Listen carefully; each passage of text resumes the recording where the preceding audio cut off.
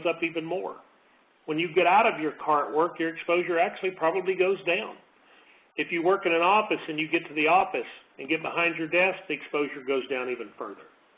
So all day long, we are faced with varying levels of exposure.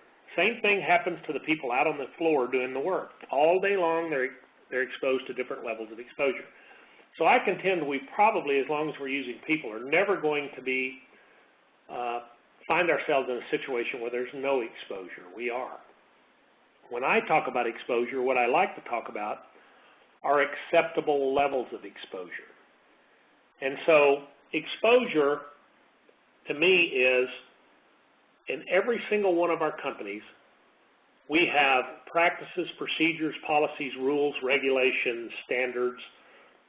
We have best practices. We have all of those things clearly defined, and those things spell out or paint a clear picture of acceptable levels of exposure. So as long as people are following all of those things, what we're saying to them is the level of exposure is probably acceptable. When you get outside of that envelope is when the exposure becomes unacceptable. And if you look at the injuries that have occurred in your organization, what you're going to find is when an injury occurs, somebody has usually allowed that exposure to drift up a bit.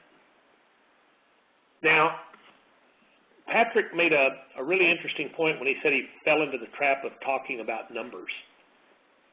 Well, here's what numbers serve to do, I believe, in most organizations.